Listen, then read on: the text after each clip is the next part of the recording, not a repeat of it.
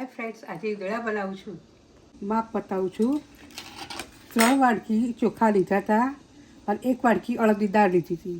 તે સવારે મેં પલાળી દીધી, સાંજે વાટી નાખી અને સવારે આથો આવ્યો ત્યારે ઈદડા કરવા મૂકું છું.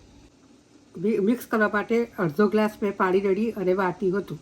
ગેસ પર તપેલી મૂકી છે, તેને ઢાંકણ મૂક્યું છે અને તેને મેં 5 થી 10 મિનિટ લગી પાણી ઉકળા દીધું છે અને હવે હું તૈયાર ઢોકળાનું ખીરું અંદર રેડું છું. હું માપ પ્રમાણે મીઠું નાખું છું.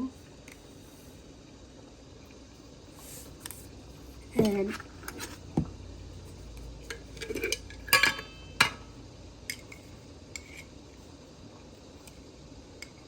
5 ચમચી લીંબુના ફૂલ નાખું છું.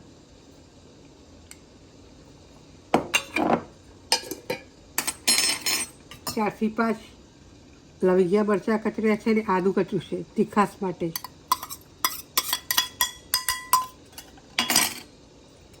હવે એમાં હું 1 ચમચી તેલ નાખું છું.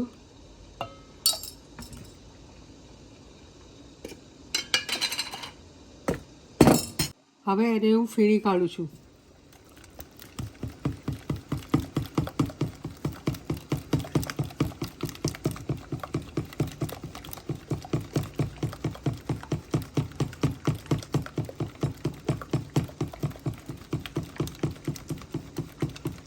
હું બેકિંગ સોડા નાખું છું અને ફરી હું ફીણી લઈશ.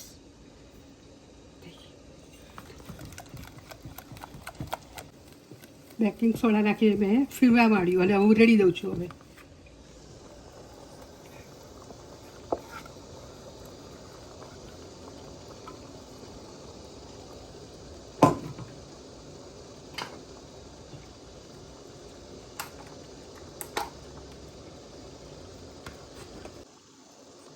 હવે હું આ મરિયા ઉપર ગભરાવું છું. 10 થી 15 મિનિટ ચડવા દઉં છું. આ ઈદડા 10 થી 15 મિનિટ ચડવા પછી કાઢી લીધા છે અને તેના કાપા કરી લીધા છે.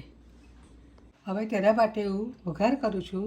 એમાં 4 ચમચા તેલ નાખું છું. 4 ચમચા નાના.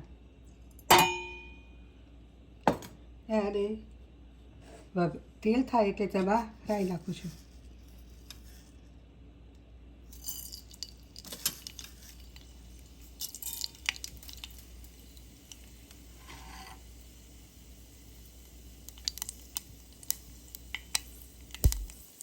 રાઈ થઈ જાય એટલે 3 મોળા કાપીને મરચાં નાખું છું. તેનાથી સ્વાદ સરસ આવે છે. અને 2 ચમચી નાની તલ નાખું છું.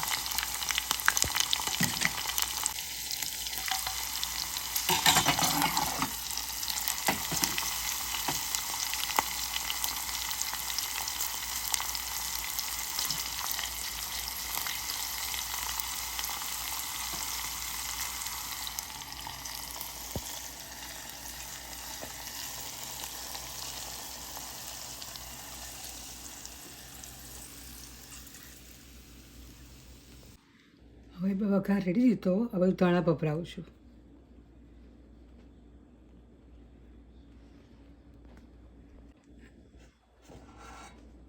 આ ઈદડા ચા જોડે ખવાય, ધાણા ચટણી જોડે ખવાય, નાસ્તા તરીકે પણ ખાઈ શકો છો. ફ્રેન્ડ્સ, કેવા પોચા દેખાય છે.